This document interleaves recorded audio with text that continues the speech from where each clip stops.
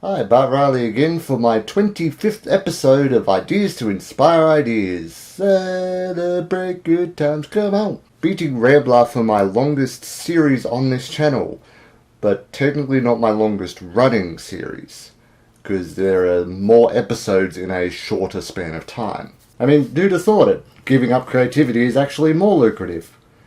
Well, productive at least, on my end. And because this is such a momentous occasion that I want to celebrate, I'm doing something special for this by giving away one idea. Oh, it's one idea that changed about 4 different times. So, I forgot to mention that. My first idea goes back to a very specific time in my life where I had both the availability and my own money to play World of Warcraft. Problem is, I was playing it very wrong. See, World of Warcraft is a game that you play for the experience of being in the world, role-playing that character. I was trying to play it as a story. Which is like, what story? I had one character set up for every species in the game. So about 8 different games going at once. Which just left me with 8 characters who never went past level 15. I actually had each character based on a person that I knew back at the time.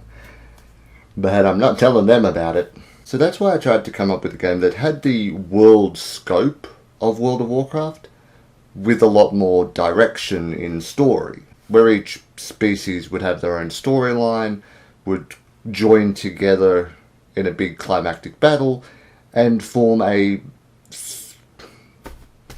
for lack of a better word, superhero team.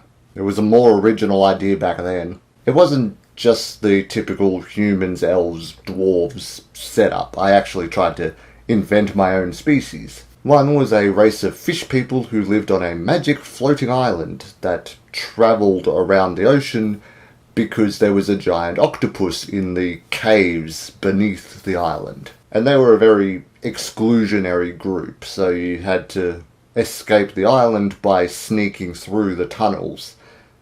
Not necessarily killing the squid, but at least facing it and getting away.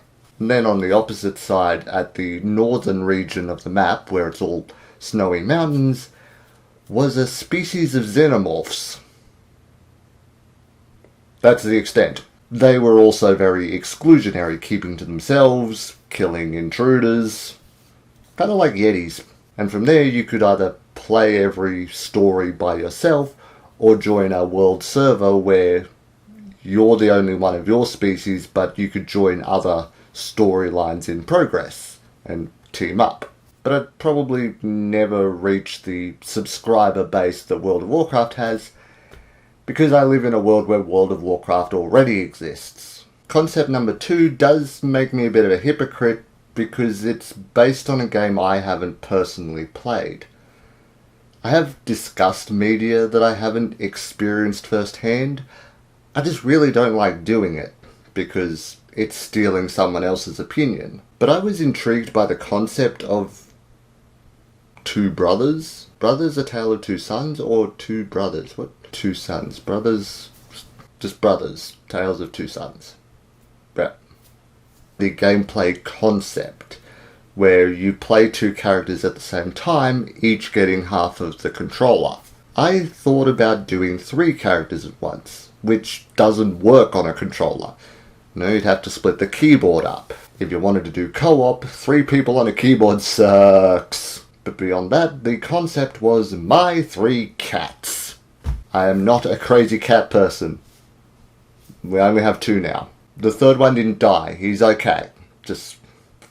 But each cat has their own personality and therefore their own abilities within the gameplay. Darlin is small and quiet, so she can do stealth missions and find hidden areas. Oliver is very playful, so he gets a lot of toys and gadgets to play around the environment. And Kiba is big and bulky, so he can knock down walls and punch guards to sleep. And outside of those 3, all the side characters and NPCs were going to be every pet I've ever owned. I've gone through a lot of pets.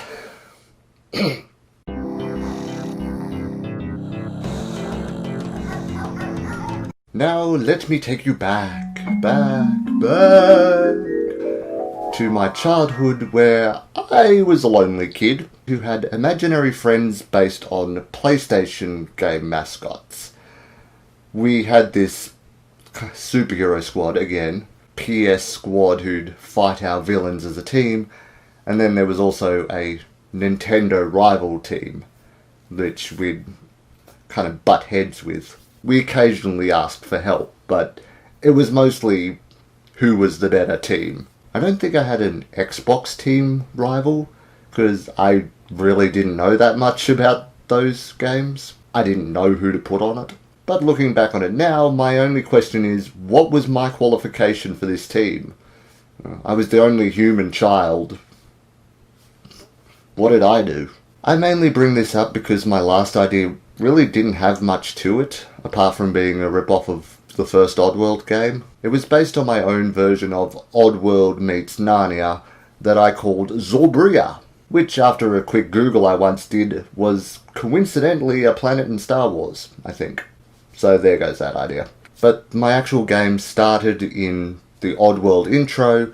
He breaks out of the factory, ends up in a city that becomes a Grand Theft Auto three-way battle where you can explore the city, choose one of 3 story routes between like 2 warring factors, or be a rogue by yourself. I kind of remember doing the intro in English class as a creative writing thing. I can't distinctly remember if that is true, nor could I be bothered to look through my old English books to see if I did.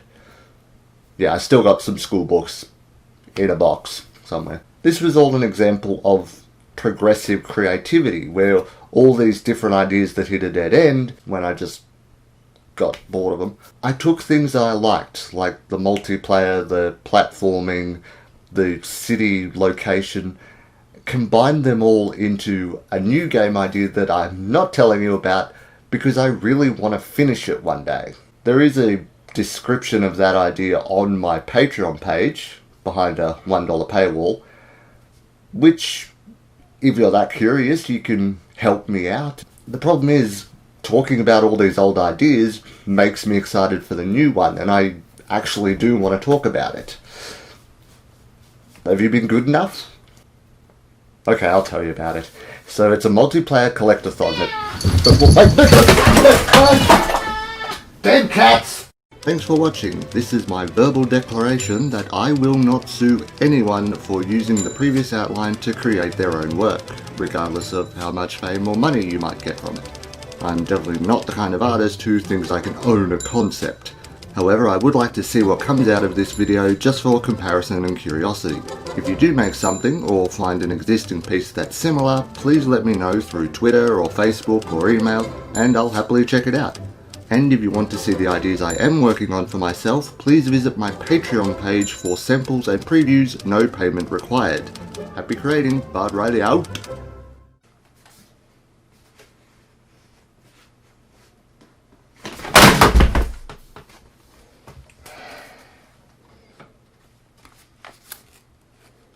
That was stupid.